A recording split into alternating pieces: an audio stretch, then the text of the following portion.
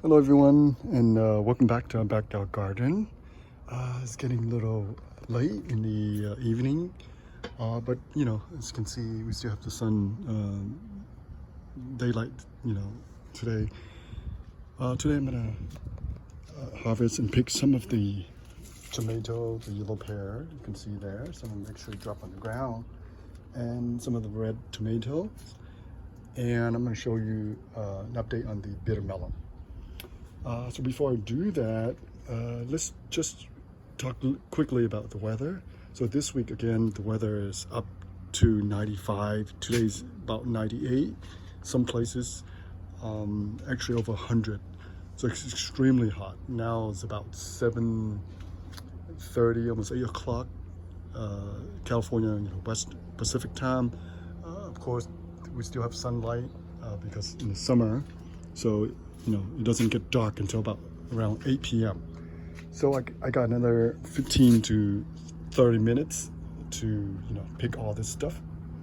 And also I want to tell you guys that I cleaned up a lot of the plant. As you can see here, I trimmed a lot of them, and then I add a lot of mulch and compost. I also cleaned up a lot of the dead leaves on the cucumber so they continue to grow. As you can see, once I give them some fertilizer, some compost, you can see the extra new growth here it's remarkable. You can tell the difference. This one I don't know about. This guy, it just doesn't want to grow. So this is larger tomatoes. You can see here it's developing pretty nicely. We have a clump here of maybe 3 tomatoes. Let me put my hand in there. I can tell you how big they are. Okay, they're pretty good, decent size so far. And then we have another clump up here, maybe 3 or 4 more. So these are, I believe these are the larger variety. Okay, but here again, the yellow pear. So like I said, I'm gonna pick them. They are just gorgeous. If they drop on the ground, no problem. Okay, so I'm just gonna wash them. So I'm gonna pick some of this. Now usually, you wanna pick the entire clump, but they don't ripen completely, as you can see here. So that's good in a way, right? So if they don't ripen completely, you can just go out and pick the one that's ripened, and then leave the green one. Besides, if you pick the whole thing, you might not be able to consume eat them all at once. So I think it's a pretty good deal, I think.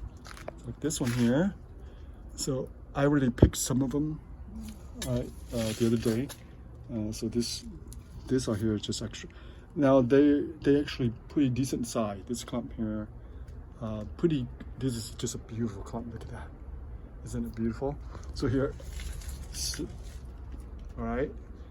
So this is just a perfect looking yellow pear tomatoes. It's just beautiful. I think they're just beautiful.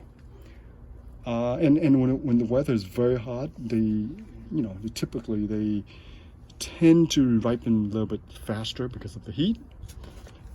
But here are the cherry variety. The cherry variety, I think they are a little bit smaller. Again, this one here, I can pick one fruit at a time, or I can just harvest the entire clump like this. I can't do it with one hand. Oops, that's what happened. All right, so now this is completely ripe, and they're pretty red. They're not very big, but I think they're probably very nice, beautiful quality, right? So this clump is very nice and big. Here, I want to show you this shot here. All right, this one is decent. For some reason, the clump on top is, a little bit bigger. The one on the bottom is not as big. I don't know why. So here's another clump here with some smaller one and some big one. Oh, I try to do this with one hand while I'm framing. I don't have no helper today, but I think you got the idea, right? All right, again, I add a lot of compost and mulch here. And if you look at other video, the one before that, you can see that there were a lot of brown leaves, yellow leaves here. I cleaned them up. You can see here, there's no more.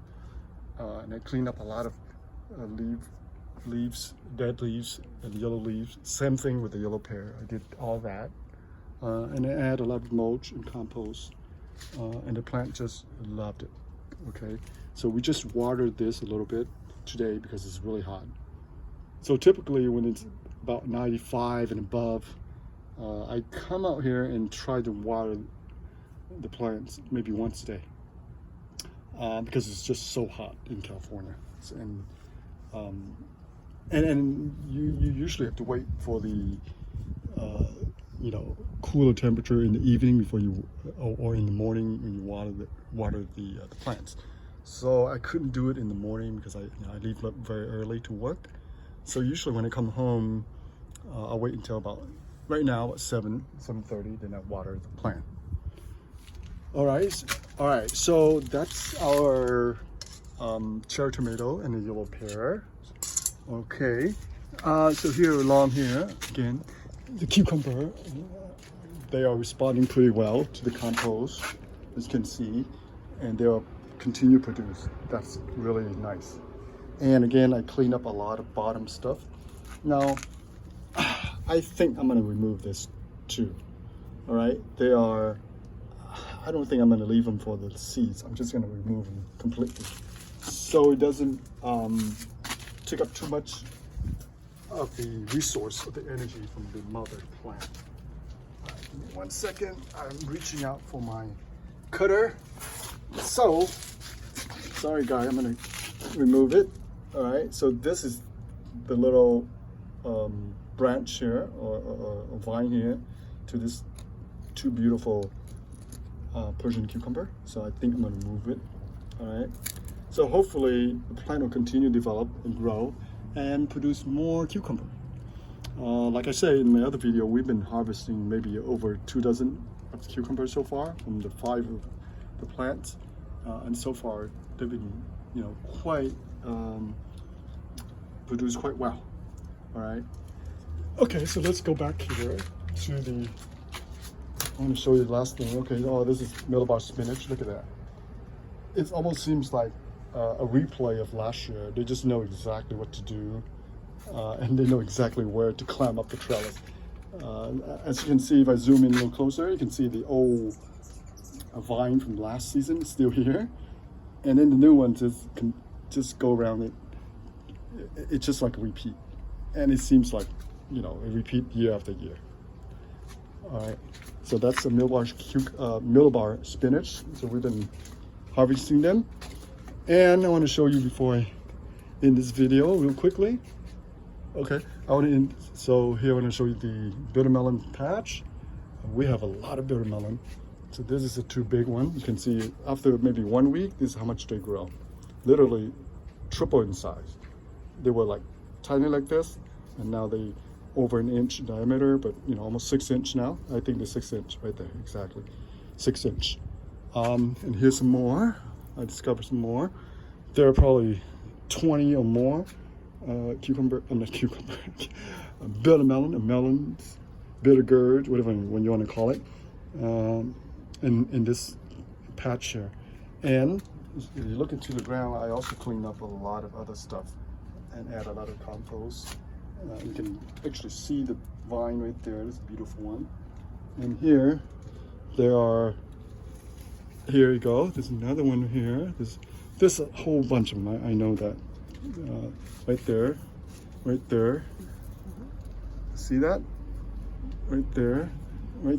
Just here. There are literally, holy cow! Look at that. Right there. 1, 2, 3 here. Okay. Regarding pruning bitter melon, you don't really need to prune them. I don't prune them. The only thing I do is actually remove some of the smaller, weak, you can say weak, little vine like this, and I'll remove them. But sometimes this guy can do quite well. They can actually produce quite well. If you look at this guy, look at that. This is a beautiful vine, very nice, looks strong, healthy. Same thing with those right there. Okay, so I'm going to show you a few more. There's a lot of fruits probably up here somewhere. And right there. Look at this. Look at right there. And there's probably some more in here hiding somewhere. But eventually we'll find it. Right there. There's a whole bunch of them right here too. Okay, so all these flower here are the male flowers. It's right there. This is fruit. So they can grow and they can climb all the way down there, another 10, 15 feet. All right, so I want to end this video. And this is our bitter melon patch, and hope you can tune in next time. All right, well, thank you for watching. Bye for now.